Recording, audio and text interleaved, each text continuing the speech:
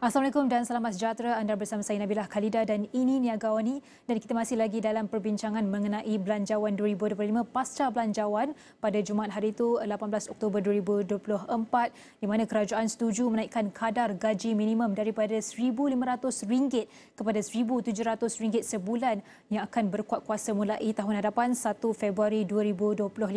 Dan Perdana Menteri Datuk Seri Anwar Ibrahim berkata kerajaan turut memutuskan penangguhan kuat kuasa gaji minimum RM1,700 membabitkan majikan yang mempunyai kurang daripada 5 pekerja bagi tempoh 6 bulan, iaitu berkuat kuasa pada 1 Ogos 2025. Dan Kementerian Sumber Manusia Kesemua juga akan menerbitkan garis panduan gaji permulaan bagi semua sektor pekerjaan untuk rujukan pekerja, dan ujar beliau juga yang juga Menteri Kewangan sebanyak RM250 juta turut disediakan bagi meningkatkan penyertaan lebih ramai rakyat miskin Tegar mengikuti program inisiatif pendapatan rakyat ataupun IPR bagi menambah pendapatan mereka. Dan menurut beliau, inisiatif itu merupakan ikhtiar kerajaan menoktahkan kemiskinan Tegar melalui peningkatan pendapatan rakyat. Baik, kita akan berbincang lanjut mengenai perkara ini, di mana ini adalah satu perkara penting untuk kita meneliti. Jadi kita bersama dengan saya pada ketika ini adalah Dr. Muhammad Afzal Nizam Abdul Rashid, Ketua Ekonomi Bank Muamalah Malaysia Berhad dalam talian sekarang. Baik, Doktor, pertama sekali kalau kita lihat bagaimana untuk menilai kenaikan gaji minimum ini daripada RM1,500 kepada RM1,700 dalam konteks ekonomi semasa, dan kemampuan majikan sendiri kalau kita nak lihat bagaimana ia mampu ke tak untuk menampung kos tambahan ini. Ini wujud sebab ketidaksikapan dalam pasaran buruh tersebut yang memerlukan dari segi satu bentuk intervention daripada pihak kerajaan, yang mana dasar gaji minimum itu diperkenalkan bagi memastikan setidak-tidaknya lantai gaji minimum itu dapat ditentukan. Jadi apabila pelaksanaan ini bermula daripada tahun 2013 sehingga sekarang, dari segi julat masa pengenalan itu sekitar betul dalam 2 tahun sekali kadarnya akan diubah. Namun apabila perkara ini dikaitkan dengan situasi kos hari hidup ataupun kos perniagaan dan sebagainya, langkah tersebut agak kurang popular, tetapi terpaksa kena dilaksanakan supaya mengambil kira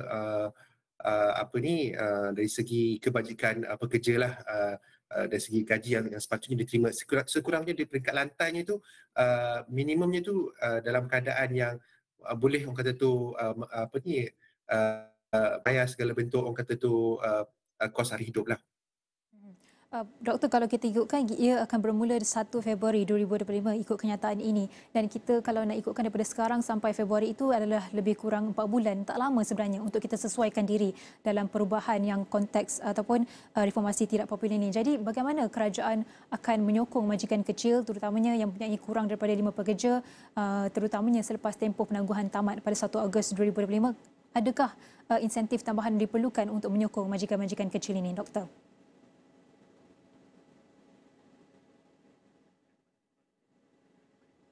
Doktor? Boleh dengar saya dengan jelas, Doktor? Kita ada sedikit masalah teknikal.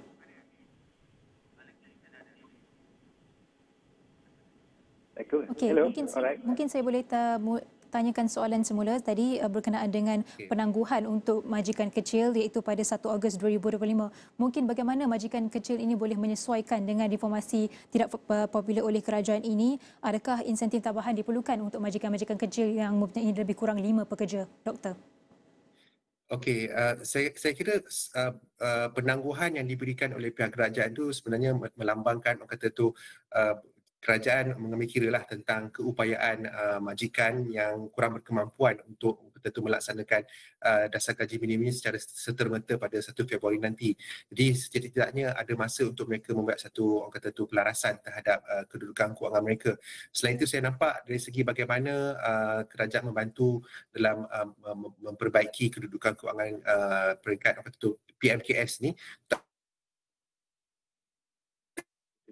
akses kepada yang mana banyak akses untuk kredit ataupun pembiayaan kepada telah pun dibuka dengan begitu meluas ya, baik dari segi beberapa agensi orang kata tu yang menawarkan perkhidmatan ataupun tawaran pembiayaan, termasuk kata tu di peringkat pembiayaan ataupun jaminan pembiayaan yang mana dia akan orang kata tu meningkatkan keupayaan ataupun chances mereka untuk mendapat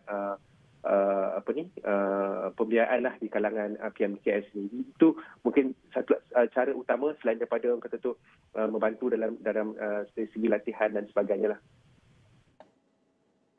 Baik doktor, kalau kita lihat berdasarkan pembentangan belanjawan baru ini, adanya garis panduan gaji permulaan bagi sektor-sektor tertentu seperti juruteknik dan juga jurutera. Dan kalau kita nak lihat bagi penyampaian gaji yang orang kata inklusif dan juga adil, adakah kita perlukan ataupun kerajaan perlu memastikan bahawa semua sektor pekerjaan ada juga panduan yang sama?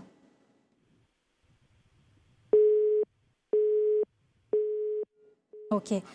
Nampaknya kita terlepas talian bersama dengan Dr. Afzal Nizam, tapi kita akan terus dapatkan semula doktor untuk mengupas lebih lanjut berkenaan dengan penaikan gaji minimum daripada RM1,500 ke RM1,700